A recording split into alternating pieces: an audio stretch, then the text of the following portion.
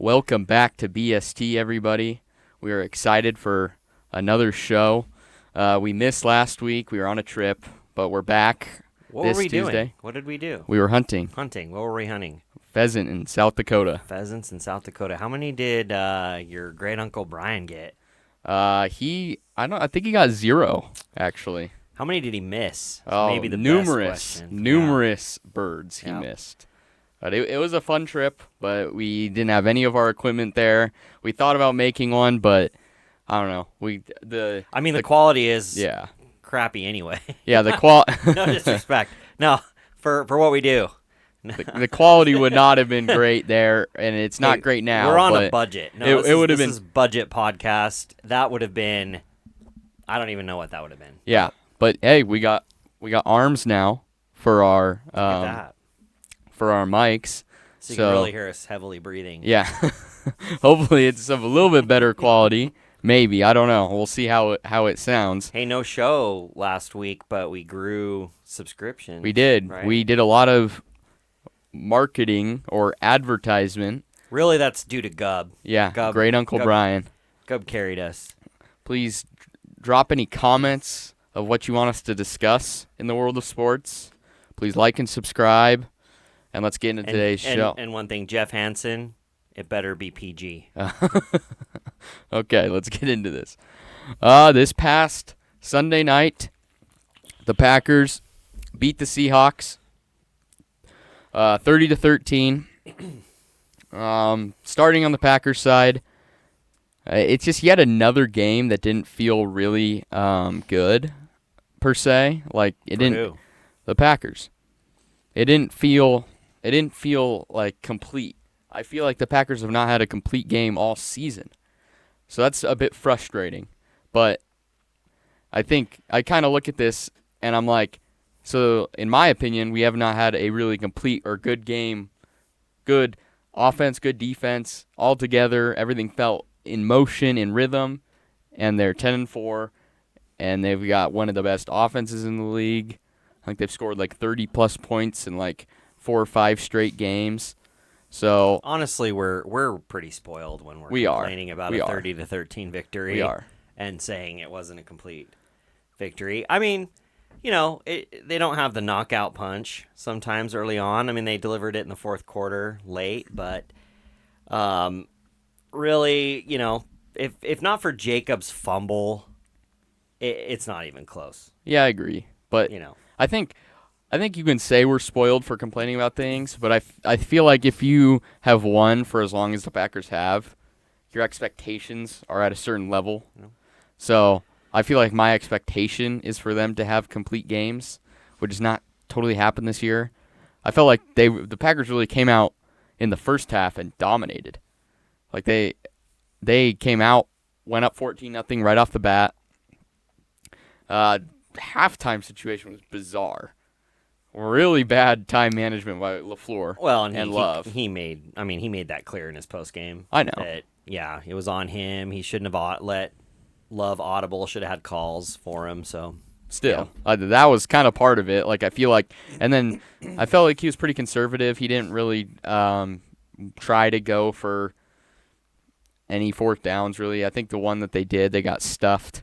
But Seattle's a good defense. Took the points when we had them, which was good. I think that was key. Yeah, but Toyotathon Jordan Love is starting to become a real story because so far during Toyotathon, Love only has 1 interception. I think he's had 100 passer rating in all 4 or 5 of the games that it's been during Toyotathon. Toyota, I feel like you got to jump on this. Because I feel like this is some great marketing right here. Yep. But I was listening to another Packers podcast, and they were saying, if you're Toyota, you probably don't even want to jump on this because it's just free advertising at this point. You don't even have to pay Jordan Love, and he's already associated and being talked about with Toyota. True. But Jordan Love in this game went 20 for 27, 229 yards, 2 touchdowns, no picks, 123.8 passer rating. And I think an underrated part of the Packers this year is they are not giving up sacks. Jordan Love, I think, has been sacked like 11 times this year, and now he did miss 2 games, like 2.5 games really, but still, Like that is like around where Josh Allen is. So I think an underrated part of Jordan Love's game is he is very able to avoid sacks, which is really beneficial because you saw on the other side, on the Seahawks side, they gave up 7 sacks. So, and that was an obvious kind of thing going into the game where the Packers going to be able to get pressure on the Seahawks' poor offensive line, which is really poor. But yeah, as soon as Sam Howell came into the game, it's kind of over. He looked lost out there. He genuinely did. Like there was a drive where he dropped back to pass 3 times, the ball never left his hands. Yeah. So and most of the time that your backup comes into the game, you're not. I know, you're not anticipating. But like it was really bad, and it wasn't great with Geno either. So for any Seahawks fans who said we would have won if we had Geno, like you scored like 3 points with Geno. 6 points. And shout out to your buddy Jaeden. Yeah. Which we'll get to his, we'll have his hot takes later, but we watched the game with Jaeden, and that was a lot of fun. Mm-hmm. I mean, obviously a lot of fun because the Packers won. Probably would have had to kick him out of the house if Seahawks won. Probably. So. Drastic measures would have been taken, but I wish the Packers would have gotten the run game going a little bit more. Josh Jacobs, 26 for 94 and a touchdown. And not a bad game, but only 3.6 yards per carry from him. But I don't know. He contributed a lot in the passing game. I think through the first 2 drives, or first drive, I know for sure, he had like all the touches. It was pretty incredible. They just like started off the game, and it's like we're gonna run the ball down your throat, and we're gonna throw it to Jacobs. So I think he had like 40 yards receiving. 42 yards receiving. Romeo Doubs had 40 yards on 3 catches, but 2 touchdowns. The first touchdown, he caught it and just bowled through 2 corners, which is like not part of his game. I've never seen that from I haven't seen that from either. that. It's more of a Tucker Kraft play. And then the second touchdown. I mean, holy crap. That was one of the great catches of the year, I feel like. He just basically plucked it right off of the ground. It's pretty impressive. But, yeah, it was a good game from the Packers, but I wish they would have made it a little bit easier. And just quickly to highlight the defensive side of the ball, Edgerrin Cooper, that guy is a star in the making. Probably one of the best linebackers to ever be drafted by Green Bay. And we have not had hurt. Yeah, he has been hurt the past 2 weeks, I think. But he came back this game, and he was absolutely dominant at the position on only 34 snaps, which is pretty incredible. Because I think he put up 9 total tackles. He had a sack, 2 tackles for loss, a pick, and 2 passes defended. Like that is insane numbers to only play 34 snaps. And going forward for Green Bay, he needs to be an every down player, I feel like. Because, Quay Walker isn't What's good. his status? I think he got it. I don't know his full injury, and I don't think very many Packers fans care. as like you don't ever want to cheer on injury. About injury. You never want to cheer on injury, but there's an obvious number 1 linebacker in Green Bay, and that is Edgerrin Cooper. But yeah, good win by the Packers. Tough loss for the Seahawks, who are now tied with the Rams, but don't have the tiebreaker with the Rams. So that is not great for Seattle. And I know their fans are probably not. I know Jaeden said, we may not make the playoffs now. It's a tough road, but you have to beat the Rams.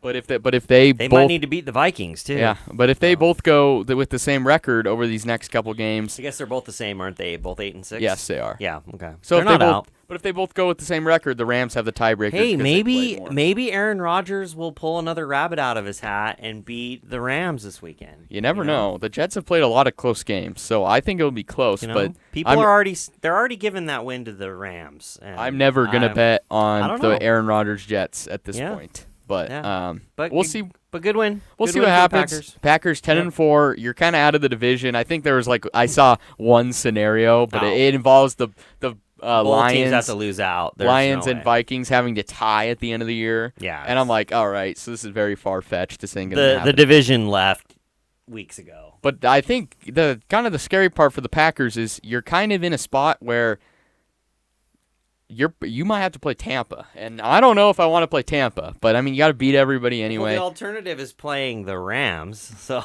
it's not much better. Tampa looks like a juggernaut right now. Well, yeah. I mean they walked into L.A. and trounced them. What was it, 40-17? One of the top defenses in the NFL. They scored 40 on them. Ooh, the Chargers? Yeah. I think I don't know if I buy it. I mean, stat-wise, I don't know. Chargers aren't a very good team. They don't have a lot of weapons. Fair. Herbert's throwing to nobody, so it's a lot to put on a defense. But no doubt, Tampa Bay is red hot right now. But you know what? You got to beat the team in front I of agree. you. So it doesn't really matter. Who cares? But yeah, Packers 10-4, pick up a win, 30-13. This game was in the late window of Sunday, and I think everybody knew going into the game that the Lions were quite injured. Well, they left the game even more injured. And, I mean, that is...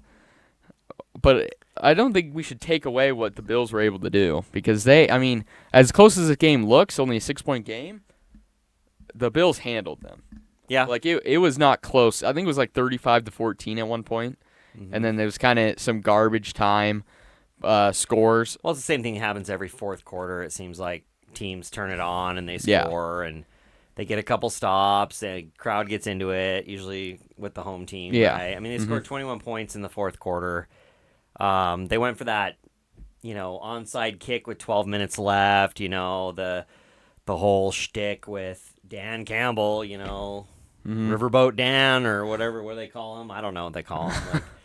I mean, that was Riverboat Ron with Ron Rivera for years, but now Dan Campbell, it's just like, what was that we heard the whole time? The Campbell Gamble. Campbell Gamble, yeah, the Campbell Gamble, and it did not work, and it's not going to work and all the time, and it's great when it does, but when it doesn't, it can cost you, and in the playoffs, I mean, that just doesn't work to gamble all the time. Arguably, Detroit maybe goes to the Super Bowl last year if he doesn't gamble. I don't know. I mean, last you leave year the door was open pretty for out a of home control. team. Last year was pretty out of control. You leave the door open for the home team, and you're going to have some problems. But I don't necessarily disagree with what he was thinking this game because their defense hasn't had it. They stopped Josh Allen one time this entire game and made him punt one time.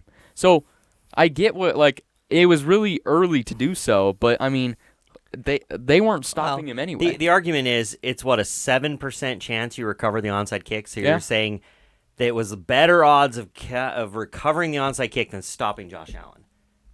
Because you don't recover the onside kick, you give it to him in that case they ran it to the 3, which usually doesn't happen, but you give him a short field anyway. So you're screwed. You might as well try. Maybe they make a mistake. I mean, I feel like it's a little early. I don't disagree. In a regular season game when you're 12-1, whatever, you're behind, you haven't stopped them all game, you got to do something drastic.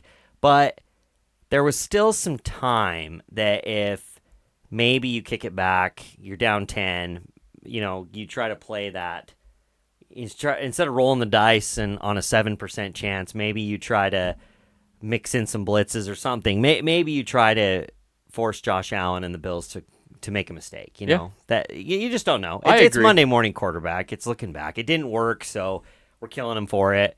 Boy, the media would have been so hard to stomach if they would have gotten it. Well, it's just, I mean, I can't take any more Campbell gambles. Done. Going into the future, he's going to have to gamble. I don't think they're gonna punt on a 4th down from here on out. Let's see if we can get some of the subscribers to comment. What do you think of the Campbell gamble? What do you think? Comment down below. Comment down below wherever that is. But grandparents, feel free to ask what that means, and we will respond. But or others in the chat will. Mm-hmm. It's just, you got to feel bad for Detroit fans at this point. I do not. You they're don't? 12-2. Yeah, I understand, but they're 12-2. They're number one. If they win the Super Bowl, they're in the driver's seat. If they win the Super Bowl, it will be a miracle. They're gonna have to outscore every team they play. Because they could. They came into this game injured. They left this game with nobody. Their starting D tackle, who's a good player, out for the season. Basically starting running back, out for the season. Okay, let me comment on that. Starting corner. Let me comment on that one though, because that was just, in my opinion, there's not going to be much of a drop off in the running back. No, there really isn't. They were honestly, it solves their problem because I think they'll move on from Montgomery.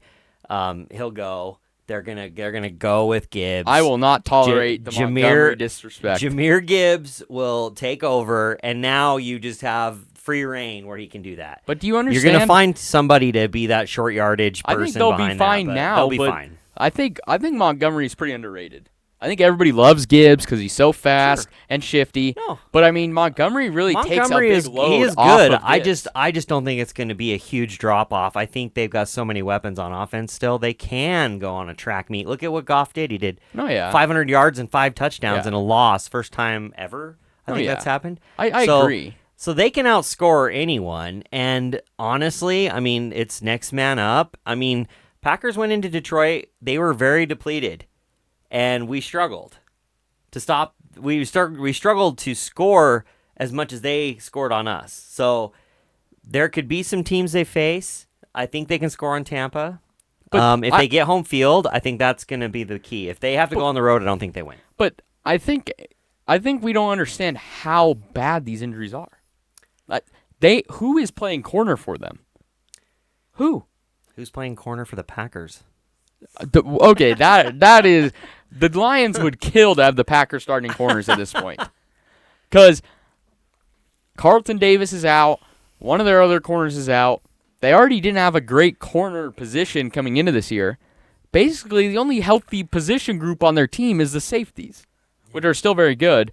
But I don't think losing Aleen McNeil is so horrible for them. Like that was the one guy on your defensive line that was actually a playmaker, and now it's like about they got Zadarius Smith. Okay, I that's the one guy, and the rest of them are scrubs who were taken off the streets. So I don't think Detroit could be treated as the favorite anymore in the NFC. I think it has to be Philadelphia at this point. I don't know. Because this is like an unprecedented amount of injuries. I mean, the thing I will say about Detroit is that they play together, and Philly plays despite each other. You think so? A little bit. I mean, it's kind of one of those things that they are dysfunctional, and maybe it works because they're like a dysfunctional family, and it doesn't matter. They're always going to argue, butt heads, whatever, and then they're together, but. People are already ready to crown Philly, and Philly has to go do it too. But Philly has to go win. They will get into their game, but I mean they've beaten some teams this year. Well, so have the Lions. Lions have beat some teams with praised the injuries. I have been saying this entire year the Lions are the best team in the league, but I have to look at their roster right now, and I have to think this is one of the worst defenses in the NFL because of all their injuries. They can still outscore you. They can, but now that they lose to Montgomery, that's one less weapon that they have. And I need to see Gibbs with a full workload because I mean, Gibbs is great, but I mean he does not have a ton of carries. So I'm interested to see how teams treat him when he's the every down back. But I think getting to the Bills, I mean they just looked unstoppable. They are the favorite to win it, in my opinion. Because, I mean... That defense allowed a lot of points, though. 42 points. I mean, yeah. They did. Back-to-back weeks. They did. But, I mean, especially the Rams game was a little bit more alarming. But in this game, I felt like it was a lot of garbage time. I felt like they kept the Lions in check, especially early. They kind of they disrupted them quite a bit. And I felt like, 21 points in the fourth quarter, a lot of that's just, they allowed a big, long touchdown to St. Brown. So, it wasn't great. But, Sometimes that's prevent defense. Is that what that is? I don't know, whatever you want to call it. But I think this year they've shown that they can make plays, and they have good players, and they're getting healthier. So, I'm not worried about their defense. And when you have Josh Allen on the other side, anything is possible. He's the MVP. There's no doubt in my mind. He's locked it up already. I don't care what Lamar does. I don't care this, that. There's voter fatigue already for Lamar. He's not going to get voted for it again. He had another good game, but it's just like, I mean, Josh Allen is on another planet right now. Will the Bills beat the Eagles? If they met in the Super Bowl, I think the Bills win by 2 touchdowns. Wow. You think their defense can stop Saquon? And what's his face, Brown? I don't know. I'm not too worried. I think Saquon gets going, but I just really don't trust Jalen Hurts. Yeah. I don't know. I feel like sometimes I feel like he's more of a game manager than people realize. He's a game manager who can make some plays with his legs. And if the tush push wasn't a thing, I mean, he would be kind of painfully mediocre. Yeah. Because, I mean, his stats look very good because he has like 2 rushing touchdowns every game because they get down to the 1-yard line and shove it in with Jalen Hurts. Yeah. So I'm not totally sold on the Eagles, but I do think they are the favorites in the NFC. So it's a tough loss for Detroit, not only losing to the Bills, but losing 3 key players to your team and adding to the list of mainly defensive injuries. That's just completely depleted a pretty good group this year. Next man up. Next man up. But I mean, you only have so many men to bring up. I mean, they are pulling off the streets. You pull off other practice squads. You know, you just find them. There are a reason players are on the practice squad. Well, you have no choice. You go pick them. Well, who knows? You might find a diamond. No, I'm just saying that. But like being an analyst at this, it's just like there's no way I can pick this team to win a playoff game. They'll win a playoff game. They can be the 1 seed. They're going to be the 1 seed, and they'll probably win their divisional matchup. Well, we'll see. But unless it's against the Packers, then they won't. Bills win 48-42. Next game was during the Bills game. Eagles beating the Steelers 27-13. This game was really boring. It's just like whatever. I mean, we kind of touched on the Eagles already and kind of what we think about them. I mean, but I do think that the stupid thing here, I heard Nick Wright talk about it, because leading up to this game, it's like, oh, there's so much drama in the Eagles facility, and it felt like it was self-caused drama, because you had A.J. Brown saying, we need to improve the passing game, which was true, and that's not a bad thing to say. But then, who was it? Brandon Graham saying, like, there's tension between Hurts and Brown and they don't like each other. Like, that did not need to be said. But then I found it dumb that after this game, they were like, oh, like, Hurts was like, oh, well, you guys created this narrative, the media created this narrative, and then we broke that today. I heard a lot about that and a lot of opinions about that, and I think a lot of that was, you know, what the players will say just to keep themselves motivated and try to unite each other, regardless of whether it was true or not. They're going to pin it back on the media that they created that, and there's really not a problem. But they didn't. You know, and they didn't. No, and everybody knows they didn't. But that's just what they're going to say. I know. I just thought that was really like interesting, because it's like it was a self-caused. It was a locker room. Yeah. They quote. Created the report. They said it. And then he acted like it was the media that said it. But, yeah, you know. and still, I'm not totally sold on Jalen Hurts, like I said. But I don't know. I feel like the Eagles are what the Eagles are. But I do think Pittsburgh kind of provided a blueprint on how to stop Saquon. They just couldn't seem to stop the Philly passing game. So, because I think, let me look here. See, Saquon was held, let's see here, 65 yards on 19 carries, no touchdowns. That's probably one of the better jobs this year, stopping Saquon. But Pittsburgh, I mean, they did not play good. They were horrible offensively. I think like the one like good chance they had, it's because Philly muffed a punt. Fumbled a punt. You know, Steelers were down there number 1 wide out. Well, okay, I don't know if it makes a big difference. I mean, I think it does. It makes a huge difference. It does, because he was 14 of 22 for 128 yards. If he doesn't have a moon ball to Pickens. Yeah, that's what I'm saying. Like, the moon ball to Pickens every game is a big part of their offense and how they move the ball, which isn't great because you're really relying on something that's kind of hard to like get consistently every game. But yeah, I think this is why Pittsburgh will not win a Super Bowl or make the championship game, because at the end of the day, their offense is mediocre against good defenses. Yeah, they're not. They're not going to make. And there's quite a bit of good defenses. They might win a playoff game. They might upset a team, but with their defense. But I don't know if T.J. Watt's hurt, what his injury status is. I don't know who they play this weekend, but we'll get to that later with Pick'em. But yeah, boring game, whatever. Yeah. Eagles win. Steelers Eagles fly, whatever. No. Steelers kind of go down a tier for me. Eagles vault to the best team in the NFC, in my opinion. So, yeah, the Eagles win 27-13. Okay. And for the Bracken bunch, the NFL Week 16 power rankings, I will begin. And the number one team in my power rankings is the Bills. Who is number 2? Wow. Well, it's got to be the Eagles then. Eagles, okay. Number 3, I am going to go... I don't know. As much as I hate it, I'm going to go to the Chiefs. With Mahomes' injury, but he did practice today, so I think he'll be fine. Worst case scenario, they bench him. He doesn't play for a few weeks. They'll probably still be the 1 seed because Devil Magic Voodoo. They're going to win these games with Carson Wentz if he doesn't play, but I think he'll play. So, and I hope he plays for my fantasy team, which I beat him in fantasy.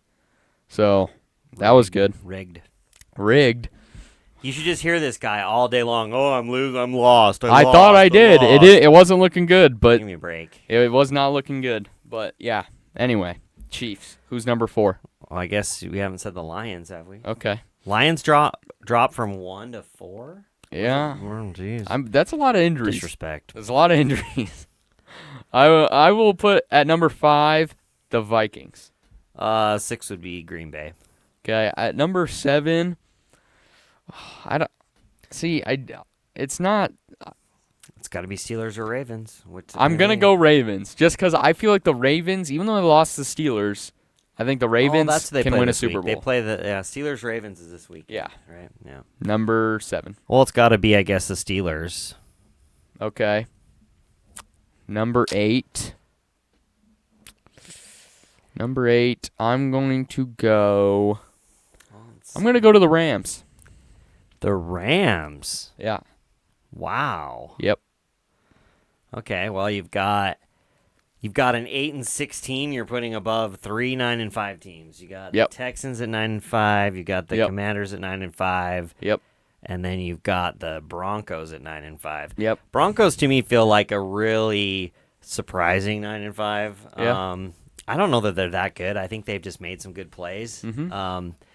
I would probably then what number are we on? 9? Yep. I'd probably put I gotta maybe put the Commanders over the Texans. Okay. Just because I don't know how good the Texans. I think are. a sleeper at number 10 is the Bucks, the Buccaneers. Oh, Bucks at number 10 to round out the list. Yeah. So that is this week's Bracken bunch with a big vault or honestly a big fall by the Lions. But we'll see how this pans out next week. Is it really week 16? I know already. This or is that coming up? No, it's coming up. Okay. But yeah, it is. We just had week 15, right? Okay. It's crazy how fast this season goes. But yeah, Bracken bunch NFL week 16. Okay, now time for the podcast pick'em. Pull up the pick'ems and I will guess. We didn't do it last week, so we won't go over it, but we'll see how I do starting this it off this Thursday on Amazon Prime, the greatest channel ever to watch football, and I'm lying when I say that. You got the Denver Broncos visiting the LA Chargers, who knows what the Chargers are because they play like crap. So what was that? Broncos versus got the Chargers? 9-5 Broncos visiting the 8-6 Chargers. Division game. What's Chargers are favored by 3.5. I'll take the Chargers to cover. Okay. Chargers it is. Okay, now we're into the time of the year that have games on Saturday. Oh. My goodness. When am I going to have time to do anything? Nope. I don't really care. I don't do anything anyway. Saturday, the 21st, 11 a.m. on NBC, the Houston Texans visit the Kansas City Chiefs.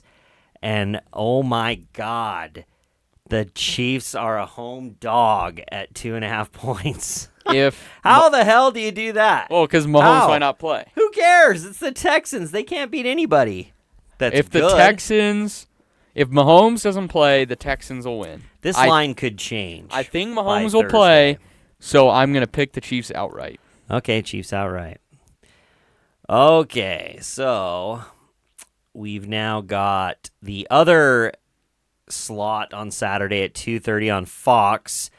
Pittsburgh Steelers at 10-4 visit the 9-5 Baltimore Ravens. They met before and Pittsburgh won. The rematch has the Ravens favored by 6.5 points. 6.5? Disrespect. I'm picking Steelers to cover, but the Ravens will win. 6.5 is a ton of points. We'll take the points on that. So Pittsburgh's going to lose, but be within 6 points. Okay. Holy. All right. Worst game of the weekend at 11 o'clock on Sunday. You've got the 2-12 New York Football Giants at the 7-7 Atlanta Falcons, and there was some interesting news this evening. Michael Penix, the backup QB, is starting for the Falcons. Okay. That came out just like an hour or two ago. And this line might change. I don't know if it's got that. I don't even care what the line is. The Falcons are winning. Well, they're favored by 10.5. Yep. So you're going to take that? You're covering that? Okay. All right. 11 o'clock Sunday, you got the 7-7 Arizona Cardinals at the 3-11 Carolina Panthers. You've got Panthers are a home dog, 4.5. I think the Cardinals win and cover. Okay. All right, we got an NFC North matchup at 11 a.m. on Fox. You've got the injury-plagued, riddled, whatever, Detroit Lions at the Chicago Bears. I just laugh when I say the Bears. 4-10 Chicago Bears at home are a 6.5 point underdog. Lions win. Lions gonna win by 7, huh? Okay. Bears suck. Yeah, they shouldn't have any problem here. Nope. Even that crap defense of Detroit. No, yeah. Bears can't score. Bears, yeah. I don't know. I might start some Bears players on fantasy though. Just I might. I'm gonna have to. That defense sucks, so maybe they come through. All right. 11 o'clock Sunday on CBS. The 3-11 Cleveland Browns. Feels like they should be better than 3-11. They've played close games. At the 6-8 Cincinnati Bengals. Bengals are a home favorite, 7.5. Bengals win and cover. All Joe right. Burrow's too good. Gonna win by 8+, huh? Okay. 11 a.m. on CBS, the 3-11 Tennessee Titans at the 6-8 Indianapolis Colts. Colts coming off a tough loss at Denver. They really had that in the bag, but they are a home favorite by 4.5 on Tennessee. Yeah, I think the Colts win and cover. Okay. All right. Next up on 11 o'clock time slot, you've got the LA Rams at the New York Jets. So the 8-6 Rams visit the 4-10 New York Jets. I think everybody thought it was going to be 10-4 New York Jets, but Jets coming off finally a win where Rodgers and Adams look like vintage, right? So still with that, no respect given. They are a 3.5 point home dog to the LA Rams. I think the Rams win. This is a trap game. For the Rams. I think so? Yeah. Who you got? Rams win and cover. All right, Rams by 4. There's a reason the Jets are 4-10. Yeah, not surprising if it happens. Okay, all right, rounding out the 11 o'clock time slot, you've got the 12-2 Philadelphia Eagles at the 9-5 Washington Commanders. Ooh. Eagles. You've got the Eagles are a 3.5 point favorite on the road. Eagles win and cover. Okay.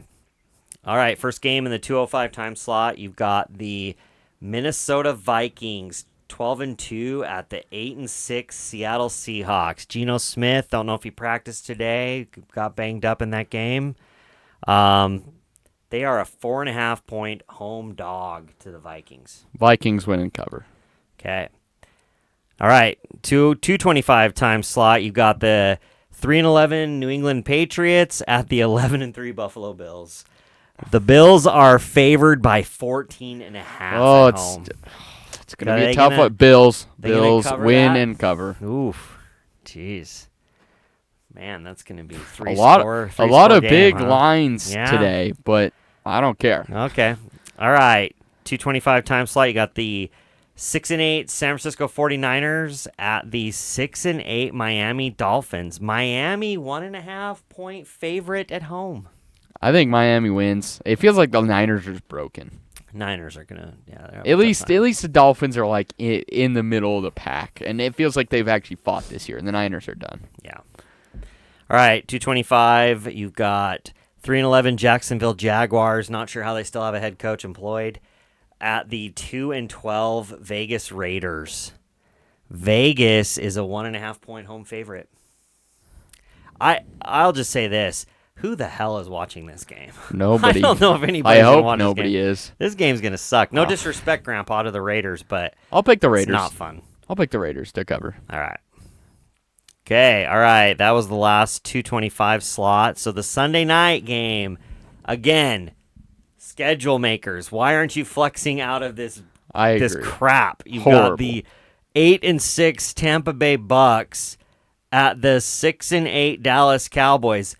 Who cares? Agreed. Who cares? Horrible. I mean, 4.5 point dogs at home. Tampa wins. Yeah. And covers. That's horrible. Come on, NFL. You could do better than that. Honestly, maybe it's a sneaky good game. I don't know. You never know. I feel like there's been a few this year. You could have put Minnesota and Seattle there. You could have put. Yeah. You could have put anybody there. You could have put Philly and Washington there. No, I agree. I mean, there's just so many better matchups than that anyway. Monday Night Football. You've got the 5-9 New Orleans Saints at the 10-4 Green Bay Packers. Green Bay is a 13.5 point home favorite. 13.5? 13.5. That's got to be like the biggest line in Green Bay history. I don't know. Packers win and cover. Okay. There we go. All right. So now, if you had a tiebreaker, total points in that game. In that game? Yeah. We'll go 45. 45. Okay. So that's, I'm assuming 45-0 Packers. Maybe. I was thinking more like 28-17. Well, they're not going to cover then if it's 28-17. I don't care. They're covering. All right. 45. All right. Okay, and that does it for our pick'ems. Okay. We'll see how I do next week. Okay. Was it this past weekend? I can't remember when. I think it was this past weekend. We got the final and official reveal of the college football bracket. So we wanted to kind of go through who we think's going to win and talk about college football. Those games this weekend? Yes, the first round is this weekend. So we're just going to pick the first round. Do you want to do then, that? Yeah, let's do it that way. Okay, I like that. We'll go round by round because then we can actually pick the actual games. Okay, yeah, I like that. We do it that way. And I'd like to start off this college football segment by saying that Ashton Jeanty was completely robbed of the Heisman Trophy. I'd just like to put that out there. Travis Hunter, great player, had a great season. But, I mean, come on. Ashton Jeanty had a historic season. I don't know. It matters in college who you play. I get it. And the argument is always going to be for these smaller schools, they won't do the same thing in the bigger conferences. But how many times have we seen an Ashton Jeanty? That's my only argument. It's not like we see a guy in the Mountain West every year. Well, and to be fair, we don't know if Ashton Jeanty, what he would do at other schools. Oh, yeah. We assume he would do that. But, yeah, I mean, no. This is what I'm saying. What he did at another school, nobody's done, so that should have carried something. We need to. I need Ashton Jeanty to prove all the haters wrong. Yeah. When they play either SMU or Penn State. Yep. In the Fiesta Bowl on New Year's Eve. Well, let's pick this first round, and we'll see who you think is going to be there. So, the first game at 2 p.m. on the 21st of December, you have the 12 seed Clemson at the number 5 seed Texas. Is Quinn Ewers playing or is Arch Manning playing? there was a lot of talk about them Texas. starting. For those of you who don't know, those are the Texas Yes. quarterbacks. A lot of talk about them starting Arch Manning over Quinn Ewers because a lot of people do not I think they believe should. in Quinn Ewers. I don't think they will. Nothing has been said of that yet, and I feel like it's pretty late to be like, "Yep, Arch, you're starting. Freshman, you're just going in." So I think Quinn Ewers will start, but this is a tough game to pick. I'm not a huge college football fan, so I don't really know a ton.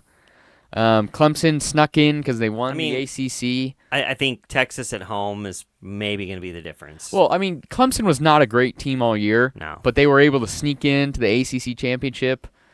I mean, they lost their last game of the year before the ACC championship to South Carolina, I think. So I think I'm pretty comfortable taking Texas here to move on and play Arizona State. The next matchup, also on the 21st, you got at 6 p.m., you got number 9 Tennessee versus number 8 Ohio State. That's a tough one. I don't truthfully know much about Tennessee. I mean, I'd probably pick Ohio State. They have a good defense, but I think Ohio State has really been – they were good all year. They suffered a bad loss to Michigan, but I don't know. They're motivated. I think they want redemption. Plus, it's going to be really cold there. Tennessee's got a freshman quarterback. I don't know how much. I think Ryan Day's job's on the line. So I think he has to at least win a game. So I think this sets up a great matchup. Number 8 Ohio State versus the number 1 seed Oregon for a rematch in the Rose Bowl. Number 11 SMU versus number 6 Penn State.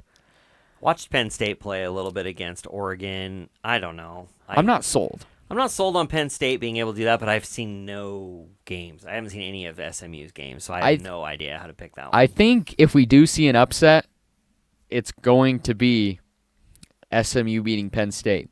I think there's got to be at least one upset. I think Penn State has a track record for not beating good teams. SMU is pretty good. They suffered. The reason SMU is here and doesn't have a potential bye You're is saying because here and not Alabama, right? Yeah. Yeah. And it's just like SMU was like the number 8 ranked team in the country for a while, and they almost came back against Clemson in the ACC championship, but were just short. Lost on a game-winning field goal. So I think SMU will play Boise State in the Fiesta Bowl on New Year's Eve. Interesting. And then rounding out the first round this weekend, you have number 10 Indiana taking on number 7 Notre Dame.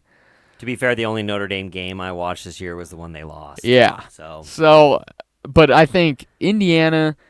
I watched Indiana lose too. They played one good team really all year, and I'm not going to say that everybody in the Big Ten sucks, but like the one ranked team, and they kind of got dominated.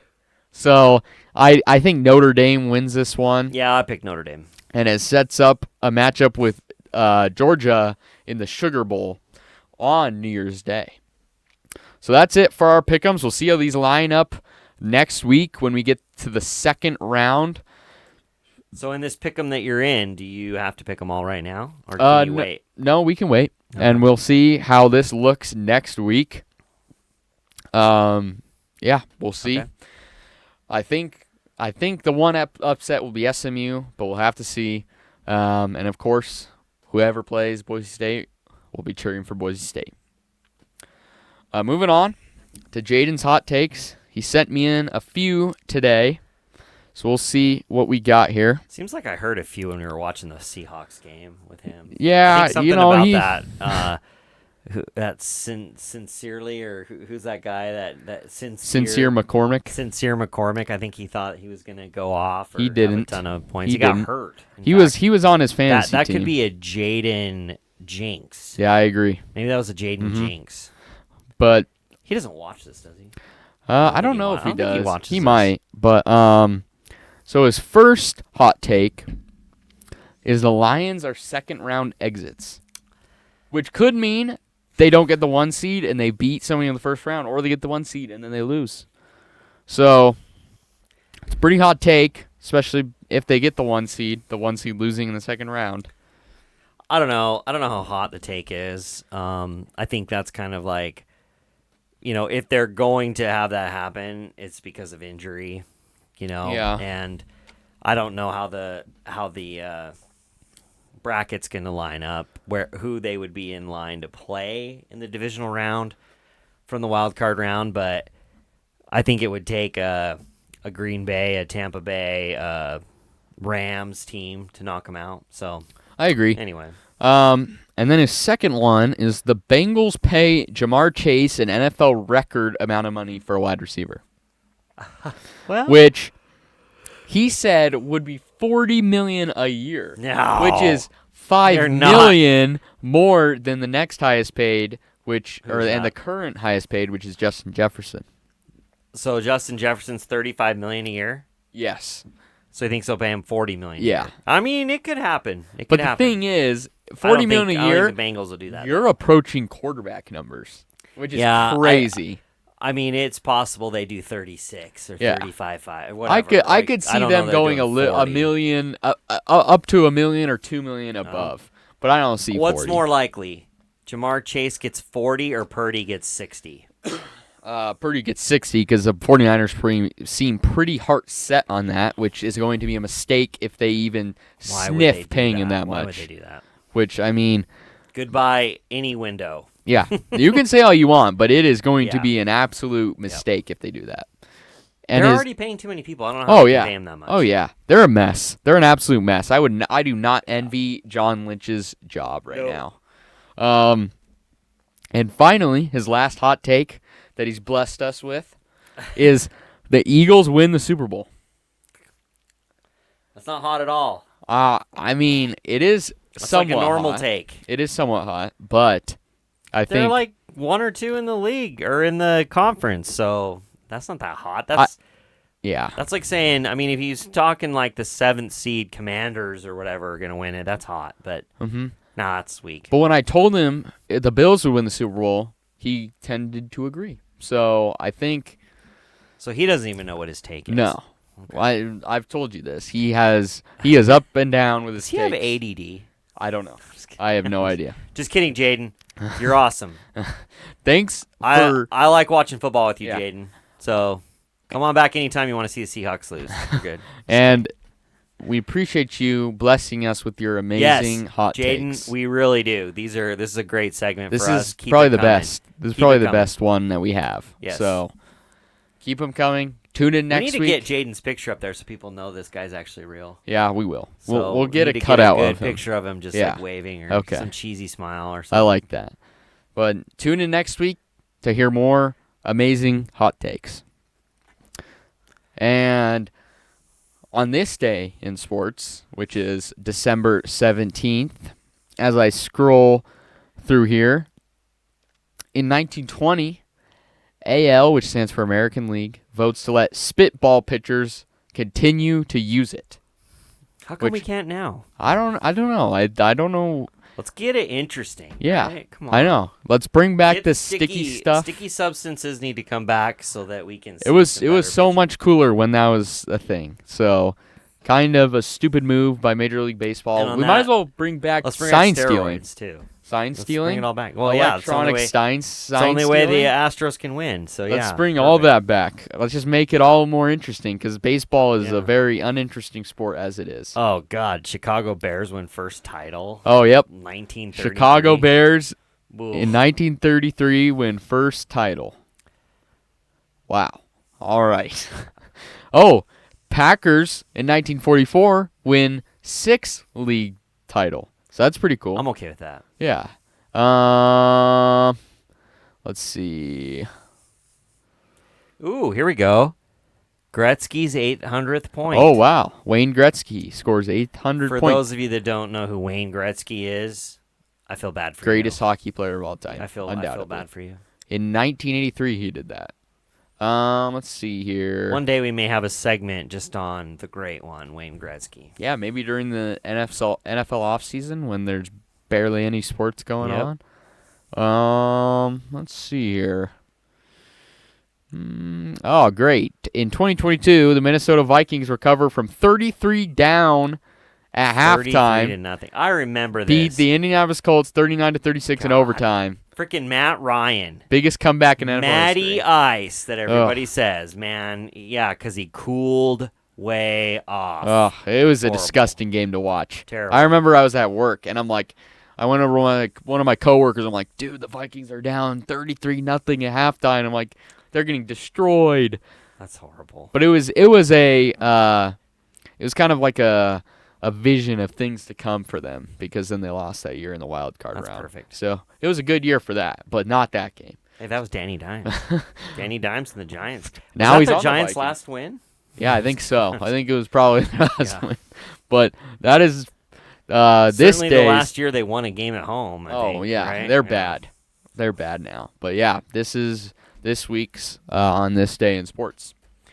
And finally, to round out the show, we usually don't talk about basketball because it's boring. But the NBA Cup final, it's like probably one of the more important games of the year in basketball. That's actually noteworthy. And I think the matchup is pretty crazy right now, because I mean the game's going on right now. Right now the Bucks are up 59-53. But if you look at where I think the kind of intriguing part of this is if you look where the Bucks were at the start of the year, like they started off really bad, and now they've been on a run. And now, I mean, I don't know let me check if I can find their exact record. But yeah, they're 14-11 right now, and they're 8-2 in their last 10 games. So they've really stepped it up, because at one point they were pretty bad. So that's pretty cool. See the Bucks, of course. The the Thunder, they're just a good team. I don't know. We don't really watch very much basketball, but definitely once the playoffs start, we'll talk about more basketball. But right now, it's just kind of like we might whatever. lose subscribers if we do that. In the playoffs, it gets a little bit more interesting than it is right now. But that average view time of like a minute 45 might gonna get even plummet lower down to like 37 seconds. I don't know. Could it get any lower? I can. Sure. But it absolutely can. Yeah, if the Bucks win this, it's a big run they've been on. I don't really care what happens in the NBA Cup. It's pretty stupid. I don't even know why they added it. It's dumb. They added it. Maybe it'll be the one championship the Utah Jazz win. Yeah, never, because they suck. Yeah. But they need some work. Yep. That's it for the NBA Cup. Thank you guys for watching this day. Be sure to like and subscribe. Yeah, make sure to like and subscribe. Share it with your friends. Yeah, do all the things to help us grow. Hopefully you had a good time watching this, and have a good one.